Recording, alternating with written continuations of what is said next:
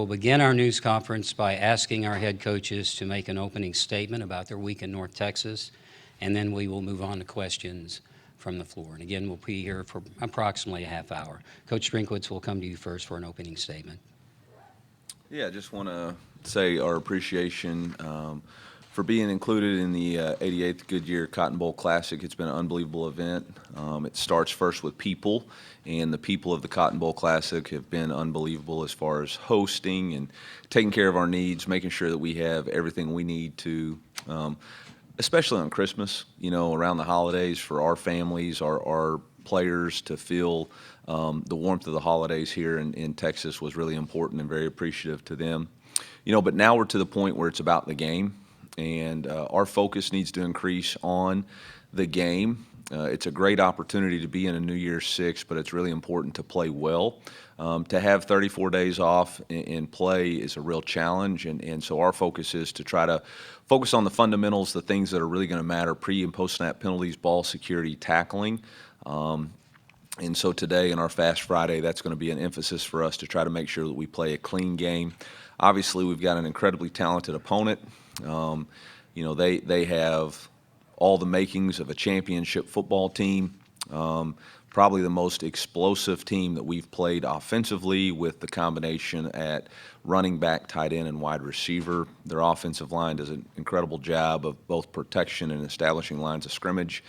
Defensively, their front six is as tough and as strong as anybody in the country. I don't think their back end has a whole lot of weaknesses. Their nickel player, I think, is a very talented player because of his ability to play both man and disguise coverage. And then obviously their special teams are elite. So tremendous challenge for our football team, but we're excited to play, and I know our guys are ready to compete at a high level. And so appreciative of the invitation to be here, and appreciative of all the opportunities that were afforded to us while we were here. Thank you, Coach. Now, Coach Day. Yeah, and I'll echo what Eli said about just how great everybody here at the Cotton Bowl has been. Was here in 2017 and talked for a long time about the hospitality that all the folks here shared with our team, and it's been the same. It's been better. It's been better, and like Coach said, being here for Christmas is a different experience, but our guys have really enjoyed the week, but we've also had a great week of practice. Practice in a first-class facility like we're in right now, made it easy and seamless. And again, a lot of people have a lot of pride in this bowl, and so it's an honor to be a part of. Practice has been good all week and ramping up to the game. It started back in Columbus as we, had our fundamental phase and then game plan phase, put that in, and then came here and went through a week of practice. It's been exciting to see our team, rally around our quarterback, Devin Brown, who's going to be starting his first college game in the Cotton Bowl against Missouri here, who's a great team, very well coached, very talented, good in all three phases, play complementary football, and have a lot of momentum. So we know it's going to be a battle tomorrow night, and our guys are excited for that. All right, Coach, thank you so much. Let's go to questions from the floor. Remember, raise your hand, the microphone will come to you. And I think our first question will go on Coach's left here on the aisle.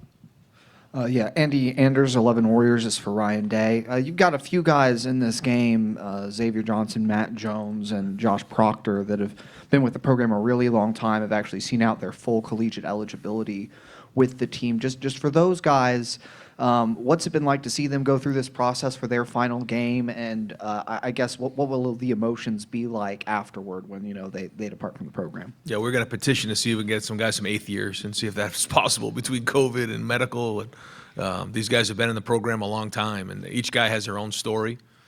And I think with a lot of the focus around the transfer portal and everything that's going on across college football, these guys embody what it means to be a student athlete.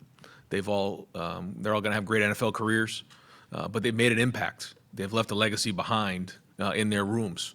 All of those guys have been leaders.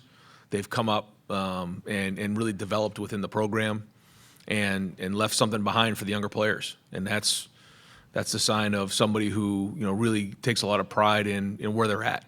All those guys have had opportunities to either go and declare early to go to the NFL, or possibly transfer somewhere else, and they didn't. They know what it means to be a Buckeye, and they're going to be missed. Josh Proctor specifically, just his story, battling back from season-ending injury, how last year went. Just what does his story, I guess, say to you, and what does it maybe say to other players for the future? Yeah, resilience, perseverance. We have our senior tackle, and Josh got up in front of the team and shared some things that were private, but he just kept putting one foot in front of the other, and now you're seeing him play his best football. Always believed that Josh was one of the most talented guys coming out of high school, and now he's put it all together after going through a lot of adversity. Certainly the injuries were well documented, but he stuck with it, and he's resilient, and he's stronger for it. And not only is he going to have a great NFL career, but he's going to be a great husband someday, a great dad. And I know he wants to play his best football and finish this thing the right way tomorrow night. Let's go here on the right side, right here. Joey Coffin, Columbus Dispatch. Question for both coaches. This is the first year for bowl games where you can use the helmet technology for communication. Was that something you guys will take advantage of? If so, if not, why or why not? Yeah, we spoke about this, had a discussion about it, and I think we both agree. I don't want to speak for you, Eli, but that down the road it makes a lot of sense. But to try to, with everything going on right now, to try to manage a game without having done it all season, we felt like it was probably something we want to have a spring practice and a preseason to work through because of the unintended consequence for something new, a new variable. I don't know if you want to add anything to that. Yeah, I mean, December's got enough challenges for us to try to figure out how to communicate on the sideline, and get the communication in was just something that didn't make a lot of sense for us. And so, Coach Day and I have a good working relationship, and made a call and decided that made the most sense for us. Go in the front row here on the left side. Yeah, Bill Rubinotto, also from the Columbus Dispatch. For both of you, particularly Ryan, this is the last year of basically every game is a must-win. Next year, you go to a 12-team playoff. Probably the pressure to win every single game will be a little bit lessened. I mean, obviously, you have responsibility to win every game. But how different do you think it'll be next year, knowing that not every game is everything? You want to start? Coach Drew? Yeah, I don't know what world you're living in, man. College football, every game is everything, and I don't think that's ever going to change. Everybody expects to win. The players expect to win. The fan bases expect to win, and the coaches expect to win. And so I don't think you'll sense anything really different. I think the margins, especially after what happened to a couple of teams not making the playoffs this year, I mean, yeah, there's going to be some teams that can get in with maybe 10 or 11 wins, but there's still going to be the which game did you lose and how did you perform and all that different stuff that are going to be variables. So I really don't think the pressure will change any, in my opinion. Agreed. But I think the 4 teams that get a bye in the first week will be significant. Yeah. So I think that'll be important because of the length and number of games that are going to be coming. Certainly our focus is on finishing the season now, but when you do look ahead, I think it's going to be important to be playing your best football down the stretch. When you look at teams who make runs in the NFL playoffs, they'll go through stretches where they'll lose 2 or 3 in a row, but if they get hot down the stretch, then they end up winning the Super Bowl. And so I think the first thing is, it's going to be important to try to get that bye, but the second thing is you got to be playing your best football down the stretch, and I think, the healthier team will be critical. More leeway to maybe let a quarterback develop early in the year, or kind of maybe experiment a little bit, knowing that, if you lose in week 2, it doesn't disqualify you? I think it's an interesting question. I haven't quite thought of it like that yet. We'll kind of cross that bridge when we get there. But I do think more than ever, you're going to be wanting to build your team up as the season goes on. Swing back to the right side. Cameron Teague with The Athletic. Ryan, this question's for you. On Devin specifically, the year he's had from the injury in the spring where he couldn't play in the spring game, the competition, getting injured during the season, how has that year, the ups and downs, everything he's had to go through, prepare him for a moment like this and for potentially being quarterback in the future as well? Yeah, I think Devin has always had his mind that he wants to get on the field. He's been competitive since the day he stepped on campus. I know he's looking forward to playing in this game. I think he's also seen big games. He's been around it. He's seen a couple different quarterbacks play ahead of him, so he knows what the preparation looks like. And he was right there with Kyle in the preseason. We talked about this before, and then got him in a little bit in the a couple of the games just to kind of get his feet wet, and then he got hurt in the Penn State game, and so we weren't able to get him in the game as much. But we were ready to put him in the game, a few times this season, and you saw him play a little bit. But now he gets an opportunity to play a whole game, and so I mean he's prepared at a high level, and the guys believe in him because of what he's done the last few weeks in practice. Okay, on the front row, left. Natalie Jones, ABC 17. Eli, I was talking to Brady and his parents before we came down here, and he said he remembered, 10 years ago watching this game on TV in St. Louis. What has he communicated to you as far as how much this is a full circle moment for him? Yeah, I think Brady, obviously growing up in the state of Missouri, wanting to play for the university, battling through adversity throughout his year last year, now having an opportunity to lead a New Year's Six Bowl is exciting for him. You can tell the level of focus that him and Cody have displayed all week. They're really here to play and play well. And, they've taken their preparation seriously. They've been going to the sauna in the morning over at the Anatole Hotel, so that was a nice perk for them. So, they're very focused and want to play at a high level in this game. Okay, now on the right side. Yeah, Tim May, Letterman Row. For Ryan Day, who's playing in this game, who's not playing in this game, or who's not playing in this game? Can Thank you give us for an- asking that question. You're I've been welcome. waiting on this one. You're welcome, Coach. But Yeah. you said you'd tell us sooner or later. Is Marvin Harrison Jr. playing in this game? Tommy Eichenberg, et cetera. You usually ask like 3 or 4 questions, so Well, let me add this last. I'll wait for the second and third because we're Yeah. not going to answer the first one. Oh, okay. Really, you're not answering. No. I like Marvin I said, had been practicing, is what we've noticed. So. yeah, like I said, I feel like those are decisions that the players make, they and their families, and so I never want to be the one to go out and put it out there, and Yeah. so I want to respect that, and I think our guys have been great and professional, and these guys want to win the game, so we'll know here in about 24 hours. But Marvin, whether he plays or not, what is the legacy? What is he leaving at Ohio State? Marv's been a pro ever since he stepped in our building, and it started. Everyone wants to talk about his dad and everything like that, and what he's done, and being a Pro Football Hall of Famer, and he certainly did a great job raising his son with his mom. But Marvin's his own man, and he had big shoes to fill. He's got his father's name, but from the minute he stepped in our building, you knew that he was going to be a pro. The hours and hours and hours he spends on that jugs machine, the hours he spends in the film room, the way he takes care of his body, everything about it has been a pro. His professionalism. There's been times where after a game, I'll come over to the facility, and maybe it wasn't even a drop pass. He's in the facility after a game hours, catching the ball, going over that same one again because it didn't get right in the game. And I think that legacy that he's leaving behind to the younger players is tremendous. And I think it's been said publicly, so I don't think I'm putting him out there. But when you ask him, what do you want to do in football? He says, I want to be the best receiver to ever play the game. Like, whoa. And your habits have to reflect that. They do. And that's what's special about Marvin. Let's go in the far back on Coach's left for the next question. Eli, Ben Arnett from KOMU TV in Columbia. You've extended both your coordinators in the last week. Can you give us a sense of the impact that both Kirby and Blake have made in their time, changes, attitude, just kind of the imprint they've had on your program and their various sides of the ball? Yeah, you're only as good as the people you surround yourself with, and I think there's been incredible vertical alignment within our coaching staff where both Kirby and Blake utilize their unique personalities to communicate the message of the head coach to their side of the ball. We have a sign in our staff meeting that says low ego, high output, and preference versus performance. And I think both of those guys reflect that immensely. Low ego, it's not about them, it's about what's best for our program and our team in order to win. They're not concerned about either side of the ball stats. They just want to work together to find the best way for our team to win. And, neither one of them has worried about preference. Both of them came in unique situations, tried to utilize the foundations that were already laid to best help our players get up to speed the fastest. And this day and age in college football, that's not usually what it is. Most coaches come in with big egos trying to prove who they are.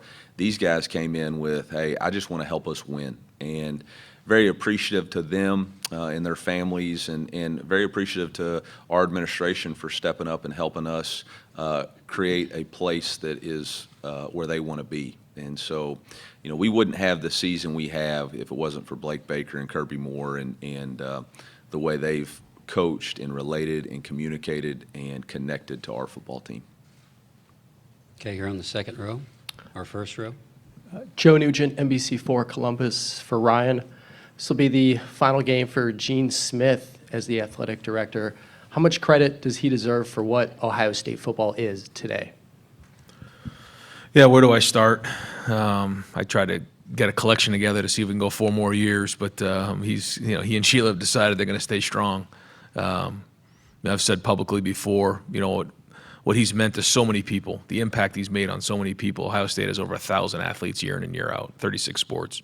It's a tremendous job, and he's done it with grace, success on and off the field.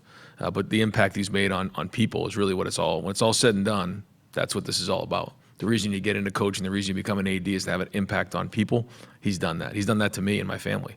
The opportunity he gave me as a first-time head coach and to believe in me and the support he's shown and his guidance over the years has been tremendous. I don't know all the ADs that have come before, but he's one of the best of all time. Second row on our first row. Frank Cusimano, KSTK in St. Louis. Coach, can you discuss, in addition to what he's done on the field, the overall impact of what Luther Burden has meant to your program? Yeah, it's going to be hard to measure as of right now. But I will say, 2 years ago, we were a 6-6 program that, for me, frankly, had a lot of talk but not a lot of results. And for Luther to choose to come to the University of Missouri when he had some other opportunities, and then for us, not only for our program to back it up, but for the state of Missouri to back it up through NIL and other opportunities to market Luther, I think it's created a place where other players know, hey, I can go there, create my own brand and value for myself at the University of Missouri. I don't have to go somewhere else outside of the state. Resulted this year with Williams Nwaneri, who was consensus #1 D lineman in the country. Well, I shouldn't say consensus.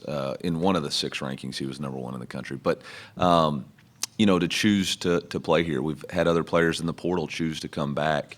And I don't think that would have happened had Luther not chosen to come here. And then I can't say enough about the maturity and growth that he's made as a player off the field. Last year he relied mostly on talent. Now he's relied on preparation. And when preparation and talent come together, you have an opportunity to be a special player. And that's really what's happened with him. Okay, here on the front row, here on Coach's right. Aaron Ladd, KSHB 41 out of Kansas City. Wanted to ask about your big 3. You talked about Brady, you talked about Luther. Add Cody Schrader in there. Yep. What impact did those 3 make on getting you to this point? What impact will they make on the game on Friday? And then specific to Luther and Brady, what impact do they make going forward? Yeah, it's going to be hard to say, but those 3 together have had a tremendous impact on our team. And I think it's been because of the dedication that they've put in outside of just the games. Their work ethic, their preparation, their lifestyle outside of the game of football reflects on the field. Cody Schrader is one of the best stories in college football, a young man who bet on himself, walked on from a Division II school, started 8 on the depth chart and worked his way up to being a complete running back, a guy who I believe has an opportunity to play in the NFL. And means nothing more to him than to play for his teammates. And the connection that him, Brady, and Luther, and Theo, and Javon, and X, and Armand, and Cam, and Connor have is pretty special to watch. I think the coolest thing about all 3 is they really don't care who gets the credit. They just want to win. They just want to win football games. And there's been games where Cody's the man, and we celebrate it, and there's been games where Luther's the man, and it was celebrated. And I think at the end of the day, that's what's made our season so much fun, is there wasn't the drama. There was just, let's win, and let's find a way to win. Let's go toward the back here on the outside aisle, right side. Clint Schweitzer from Starcade Media. Coach Drinkwitz, this has been a very, the team has been so tight-knit all year, and to culminate here with an event like the Cotton Bowl versus the last 2 years, playing in bowl games that were before Christmas, spending the holidays together, what has that meant for kind of team chemistry and the camaraderie that's existed all season? Yeah, I think it's just been a fun way to finish off the year with an opportunity to play in a New Year's Six Bowl and spend some more time together, quality time, to have Christmas morning together as a team, something they'll always remember and be able to share. I think it was a great ending to a great season. Okay, let's move back to the left side. I think the mic's on the third row, okay. Tyler Danberg, Scarlet and Gray Sports Radio. Ryan, in what ways has the offensive line made strides this year, and what needs to improve tomorrow night? Yeah, I think we found our identity in the run game probably about midway through the season. Certainly getting Trey back made a huge difference. That was a big part of it as well. And then it started to flow from there. This game's going to be just like any other game. It's going to be one up front, and so our guys have to play well. But I feel like, that last third of the year, we started to pick it up in that area. We understood, what we were up front, what our backs could do. And so then I think we grew from there. Plus, you had, Josh Simmons, who came in the summer, hadn't played at a Power 5 school before, was learning the offense. We had a redshirt freshman at center. And then Josh Fryer was really a first-time starter at right tackle. So I think they gained more experience and got better as the season went on. Next question comes from the left. Ari Wasserman with The Athletic. This is for both coaches here. Eli, you mentioned earlier on in the press conference about all the stuff that you guys had going on in December. I was just wondering, if you were in charge, both of you, of the recruiting calendar, what would be the thing that you would change about the way things are going right now in that realm? I mean, that is a loaded question. I don't know that there's any one thing that has to be changed. I think there has to be a collective group that gets together and decides that really we have to rearrange a lot of it. There's no other, we've talked about the 12-team playoff. There's no way possible for us to have a 12-team playoff next year and be recruiting in an open period and have transfer portal additions and subtraction going on and preparing for a game. It's just not possible. So there's going to have to be a reset of college football, looking back, okay, this is what we've become now. Right now we've got like a wheel with a bicycle wheel, and we've taken the middle part right out. And then we just decided, all right, we'll just see how it figures out. We got to start all over and build it back out again, and it's going to start with having to figure out the calendar. I don't have a simple answer for you. It's not as simple as, well, we'll just move signing day. That's got consequences. The reality of it is the decisions that have been made have not been thought through about what are the unintended consequences of just saying, all right, we'll have 2 transfer portals. Now you got players who are making decisions about leaving a university, life-changing decision before they've even finished their finals, which again is a big deal. We're here to, like Coach said, we're here to influence and impact people, and the number one way we can is for them to get an education. I firmly believe in our guys receiving NIL and receiving payments and making financial gains through playing the game of football. I think I've been adamant about that. But I also understand that getting a degree is going to be significantly more important for them in their future. I think not only for having that and being a positive contributor to society, but for a lot of these guys, they're going to be the first in their families to get a degree. And now they change the trajectory of their family tree forever, because now it's a standard for that person's family to go get a college degree. And so, again, unintended consequences of all the things adding up into 1 month, and it's just not possible for us to continue forward with this cycle. Yeah, I agree with really everything Coach just mentioned. I think when big decisions like this need to be made, we struggle in college football because everyone's coming at it from a different point of view. I mentioned this before. Coach has got his issues, we have our issues, different demographics, different size of school, group of 5, Power 5. But we've got to figure out a way to make, first off, December work. December's not working. And, whether that means, coaches don't go on the road in the month of December, moving the signing date has got to be looked at. But it's not that easy, because I don't have a date, because I know what the issue is. You do it in the summer or you do it in June, and there's coaching changes. Now, all of a sudden, when would that date become available? So while I don't have good answers, we all need to come together and make some hard decisions. And like Coach said, I don't think we can just patch it up and say, let's put a patch on this right here. We got to look at this thing from a big picture and then start from scratch and go from there. And there's a lot that goes with that. We'll stay on Coach's left, toward the middle. Patrick Murphy with 24/7 Sports. Ryan, yesterday Cade was talking to us about he's going to play in the game, but he may not play the normal amount of snaps. When I know you're not going to go into detail on how guys will play, but balancing guys like that, upperclassmen that are maybe playing their last game versus getting young guys opportunities in a game like this, how does that work in your mind? Well, we want to win the game. That's the number one thing. So we're going to go in and do everything we possibly can to win the game. And then go from there. But there are going to be some opportunities for guys to take on new roles in this game, different than has been this season. So I'm excited for them, and we've seen that before. You think about the Rose Bowl a couple years ago where, Marv and Mech went into the game and, did a great job that freshman year, and it really built momentum into the offseason for them. So, both. I mean, I think, guys are going to play and we're going to win the game. That's the number one thing. But at the same time, opportunity for some younger guys to get in there and build some momentum for their future. Now on the right, second row. Joey Van Zumeren with Fan Nation. Eli, a few weeks ago you talked about how because you weren't calling the offensive plays this year, you're really able to focus more so on your relationship with players instead of just the X's and O's of the offense. Can you talk a little bit more about just your change in your coaching approach this season? Yeah, it really began after the bowl game.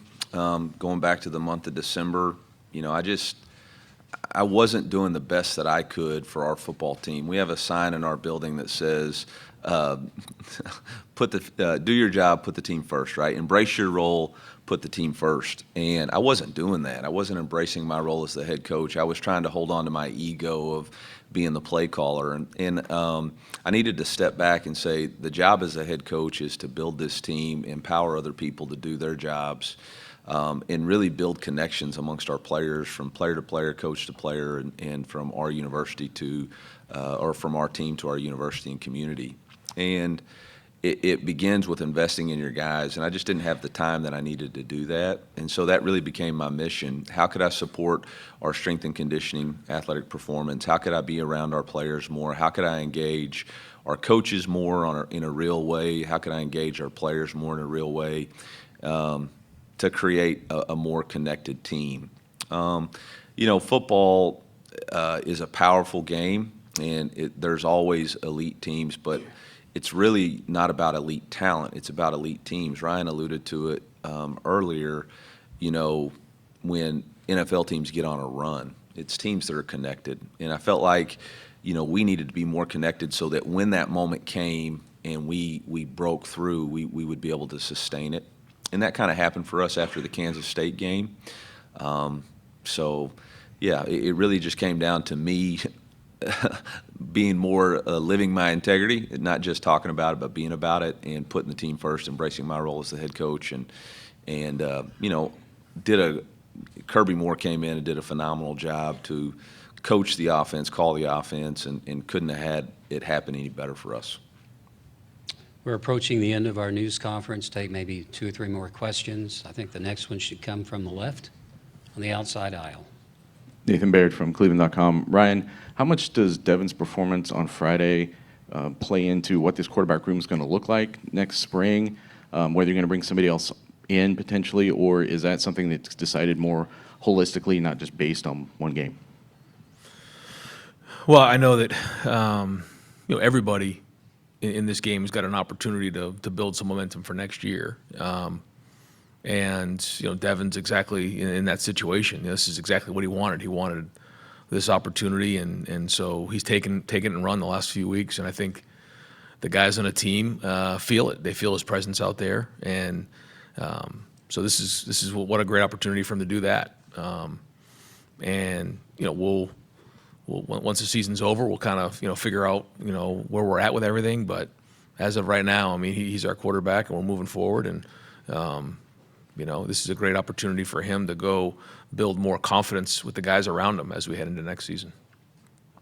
Okay, let's come on this side, maybe 2 questions, and we'll finish up with one on the left. So, Daniel Stiv at Fox 2 St. Louis. Coach Drinkwitz, I want to reflect a little bit on your the last question from this side. When you look back at your career, App State to Mizzou, kind of the trials and tribulations leading to this moment, how do you see yourself in this moment going up against a team like Ohio State to the point that you've gotten this program to? Well, first off, I have a tremendous amount of respect for Coach Day and the job that he's done. When they introduced him today, the reality that in every year that he's been a head coach, he's played in a New Year's Six Bowl or the College Football Playoff is about the most impressive thing I've heard in coaching.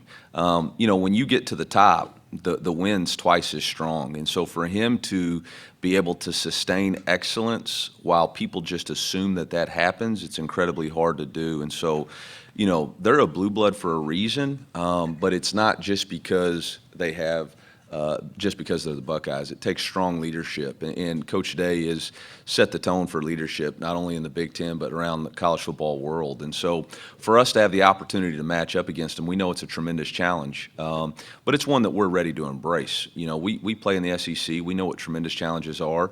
The one thing when you watch their tape is you see a team that is very similar to the elite teams in the SEC. They're built in the trenches. They have dynamic playmakers on the outside. They're going to play man-to-man, in your face, check your breath defense, and you're going to have to make plays. And that's the way we designed our team with Theo, with Luther, with our quarterback that can create with his feet. So, it's going to be a tremendous matchup. We're going to have to do the things that we know to do, which are to play clean football before and after the snap.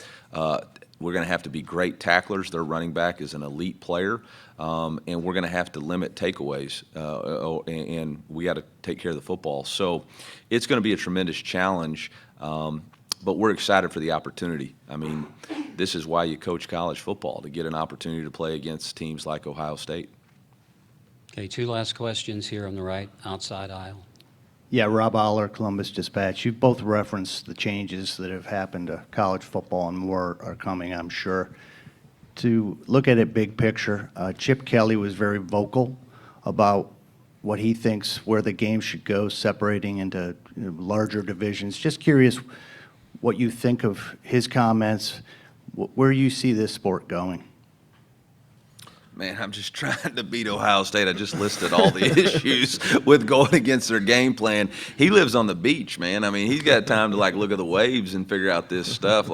I'm trying to figure out what my kids are getting for Christmas, and I had no idea. So I don't know where the game's going. I know it's the greatest game in the United States of America. College football is unbelievable, and it's an opportunity for young men to get to do something that they wouldn't get to do outside of the game of football. God's given them an incredible gift and talent to play the game at such an elite level, and I just don't want to see it disappear. And I do think that there's been such a grab for the finances, the financial part of it with the TV stuff, that we've lost a little bit of why we're doing it. And what's best for the student athlete. And I will say, I really felt like this in August, and I still feel like even Chip carried out the message. At some point, football's got to make decisions that impact just football. Okay, we're never going to be able to sit in a room as an NCAA and make decisions that are positive for football and other sports, Olympic sports or track and field and all that. We don't live in the same realm. And so at some point, we're going to have to make decisions that are just about football in order for us to have the success and sustainability that we want. For student athletes to have to play a soccer game all the way across the country on a Tuesday night and then come back and take a final the next day, that's really challenging. And that's a really tough, because at the end of the day, those are football decisions that are being made. Yeah, I agree. I think we can probably talk about this for hours. Obviously, I know Chip very well, and he's very well thought out. He's always been a guy who thinks outside the box, and I think it's going to take a little bit of that thinking here. It's something that maybe we're not all used to, but something that's best for the student athletes. And it's going to take some creative thoughts, and then it's going to take a lot of hard work to actually execute it and then enforce it. And I think we all know that, but I think that's why we need to get some of these great minds in a room together and get this thing figured out. There's a quote that says, ideas are everywhere, execution is everything. And that's what it's going to come down to. I mean, everybody can have ideas, but at some point we got to get in a room and execute the ideas to create the college football that we want moving forward. Okay, our last question here on the inside aisle, left side. Tony Girdman, Buckeye Huddle. For Coach Drinkwitz, what is it easier for you and your defensive staff to prepare for a quarterback who is throwing 300 or 600 passes or 22 like you guys are facing this month? You know, as soon as it was announced that Devin was going to be the starting quarterback, we pulled every one of his plays to watch it, and that was probably a big mistake because it shows the diversity of things that he can do. And then understanding Coach Day's past and Coach Hartline's past, you realize that there's such a variety of things that they'll be able to adapt and make this offense go with his skill set. So it'll be a challenge. We'll be reactive. You know, we'll have to react to see what his style of game plan is. I was hoping he would tell us today, but y'all didn't ask any of those questions. So we'll figure it out. You know, I think the one thing about Blake and his style of defense is, you know, we have the ability to create width with our defense and our odd front. We have the ability to get into heavy personnel if they go heavy and try to establish the run. So we'll just have to figure out what style of game it becomes and then react to it. But, you know, like Coach said, their quarterback's very talented. He throws the ball very well, runs it very well, and you can tell that he's very good as far as leadership. I was hoping that he would give me a speaker too, but I didn't see that in my locker. So, I mean, I thought that was extended courtesy, you know. No speakers for you.